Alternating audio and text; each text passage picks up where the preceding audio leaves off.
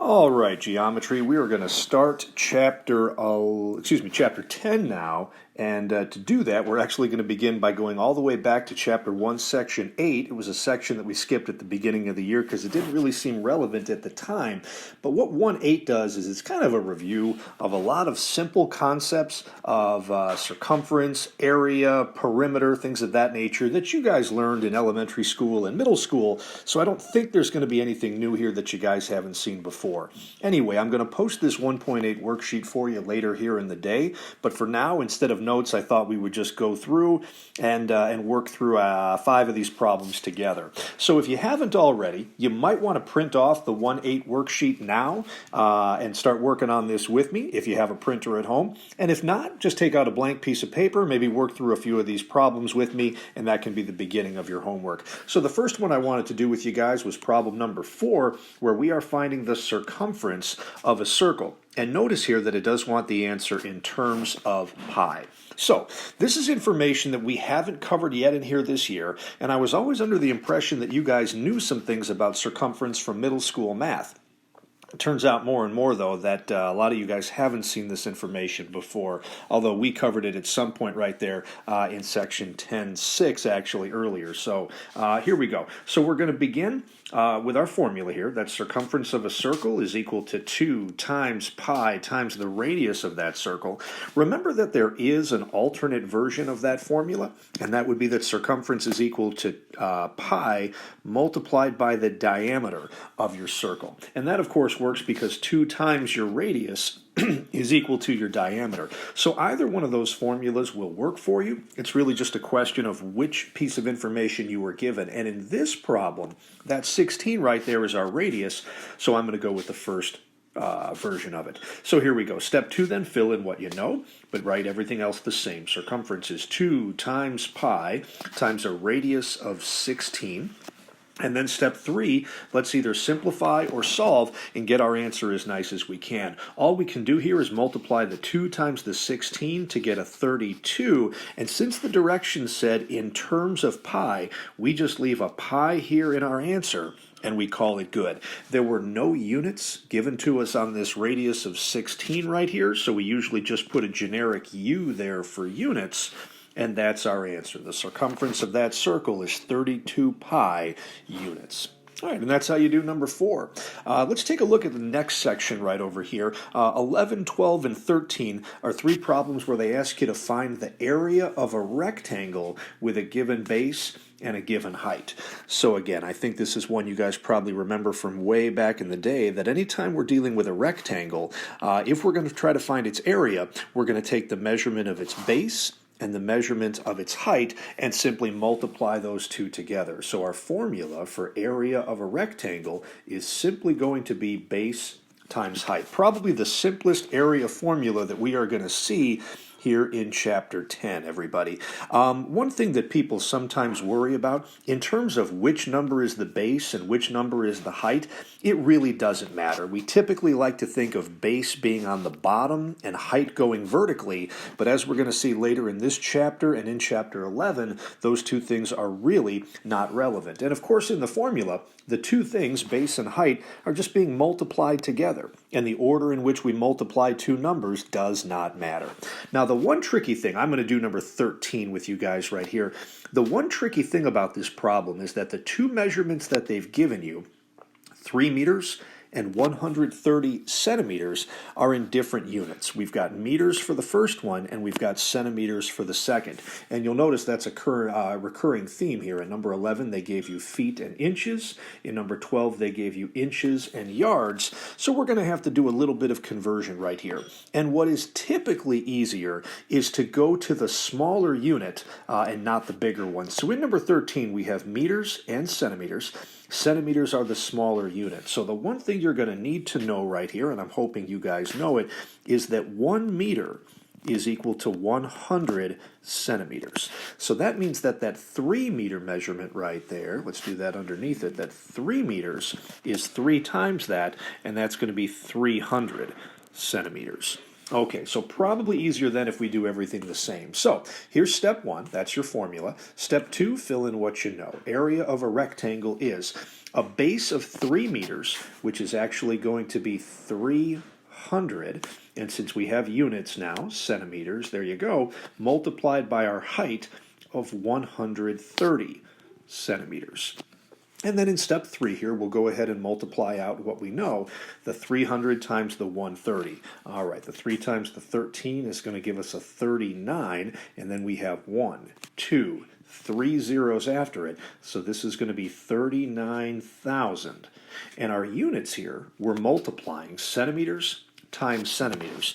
Now, it's not exactly the same concept, but remember in algebra that if we're multiplying an x times an x, that's going to get us an x squared. And it's the same line of thinking that if we're multiplying centimeters by centimeters, that is going to get us what a lot of people say incorrectly is centimeters squared, and what we should say is square centimeters. So that's our answer right there, 39,000 square centimeters. It's entirely possible that you might have gotten this problem here going the opposite direction by changing the 130 centimeters into meters. And if you had done that, the 130 centimeters would have been 1.3 meters. And if you had multiplied the 3 meters times the 1.3, you might have come up with 3.9 square meters for an answer as well. Now that answer looks a lot smaller, but a square meter is a lot bigger than a square centimeter. In fact, there are 10,000 square centimeters in 1 square meter. So either one of these two answers would have been fine. The problem didn't specify whether they wanted it in square centimeters or square meters. Let's move on to our third slide right here, and we're going to do area of a circle. And for this one right here, guys, the formula we're going to need for this one is that area of a circle is equal to, and this one is going to be pi times the radius squared. Now, people confuse that formula a lot with the one we talked about earlier for circumference, which is circumference is equal to 2 times pi times r. And pretty clearly, pi r squared and 2 pi r have a lot of similarities there, so you can understand why somebody might confuse those two. But also, we may have talked about this earlier, you guys are at the point now where I think you can understand why you should know the difference. Area is always going to be measured in square units, and so it makes sense that in the area formula, we're taking our radius and squaring it.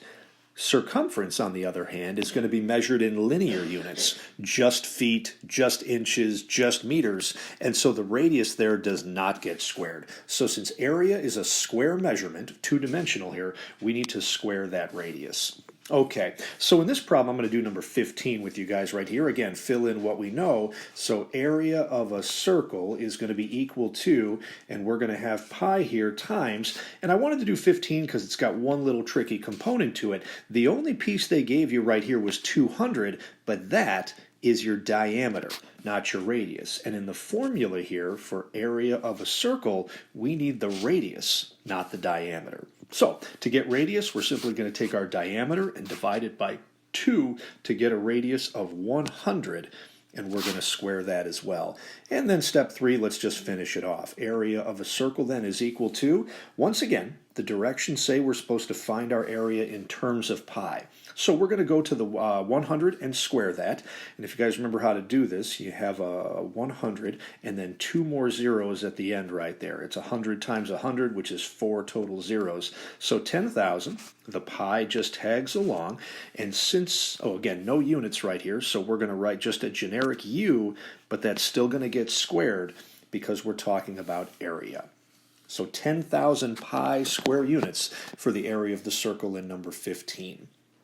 All right, I wanted to do one of these problems with you guys, so let's talk about number 19 right here. And we're being asked to find the area of a shaded region, which, oops, they didn't actually shade anything, so what I'm pretty sure they mean here is what's inside of this figure and not what's outside. So there are a lot of different ways to do a problem like number 19 here. One thing that people like to do is maybe to cut this figure up by drawing a line right here and saying, okay, there's one figure here and one figure over here, and let's just find the area of each one of those and add them together. That would certainly work. Another option would be to cut this thing horizontally like this and say here's figure 1 and here's figure 2, and that would work as well. But with a relatively simple shape like this, I kind of like to look at it another way.